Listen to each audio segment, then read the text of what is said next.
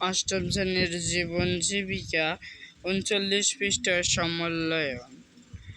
তোমার এলাকা নম্বর প্রশ্ন, তোমার এলাকায় কারিগরি ও বৃত্তিমূলক শিক্ষার কি ধরনের সুযোগ সুবিধা রয়েছে তা উল্লেখ।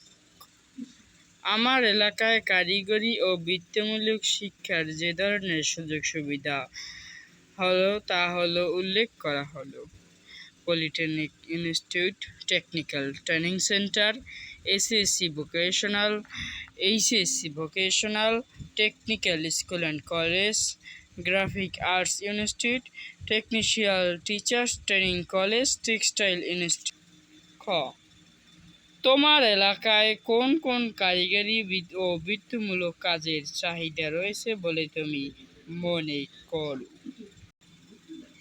আমার এলাকায় যে কারিগরি ও বৃত্তিমূলক কাজের চাহিদা রয়েছে তা হলো: কৃষিকাজ, বাঁশ ও বেতের কাজ, প্লাস্টিকের কাজ, তাঁতের কাজ, ক্ষুদ্র যন্ত্রপাতি তৈরির কাজ, গ্রাফিক্সের কাজ, ছাপাখানার কাজ, চামড়ার কাজ। কৃষি, শিল্প, সেবা খাতের একটি করে পেশা নির্বাচন করো ও নির্বাচিত পেশায় আমাদের দেশের উচ্চশিক্ষার কী ধরনের সুযোগ আছে তা উল্লেখ করো। কৃষি, শিল্প, সেবা খাতে একটি করে পেশা নির্বাচন করো, নির্বাচিত পেশায় আমাদের দেশে কি যে ধরনের সুযোগ আছে তা উল্লেখ করা হলো। উত্তর: কৃষি কর্মকর্তা, কৃষি বিশ্ববিদ্যালয়ের; শিল্প খাত, শিল্প কারখানার কর্মকর্তা, পলিটেকনিক ইনস্টিটিউট; সেবা খাত, চিকিৎসক, সরকারি ও বেসরকারি মেডিকেল কলেজ। মনে করো তুমি কারিগরি প্রতিষ্ঠান থেকে পরবর্তী পড়াশোনা করতে চাও, সেক্ষেত্রে তুমি কোন ধরনের ট্রেড বেছে নেবে? উক্ত ট্রেড পছন্দ নির্বাচন করো। উক্ত ট্রেডটি আগামী শ্রমবাজারে কী ধরনের ভূমিকা রাখবে বলে তুমি মনে করো?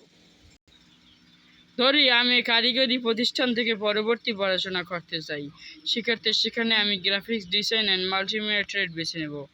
উক্ত ট্রেড পছন্দ বা নির্বাচন করার কারণ হচ্ছে বর্তমান সময়ে গ্রাফিক ডিজাইন ও মাল্টিমিডিয়ার চাহিদা। উক্ত ট্রেডটি আগামীর শ্রমবাজারে বিশেষ ধরনের গুরুত্বপূর্ণ ভূমিকা রাখবে বলে আমি মনে করি। এতে অনেকের কর্মসংস্থান সৃষ্টি হবে।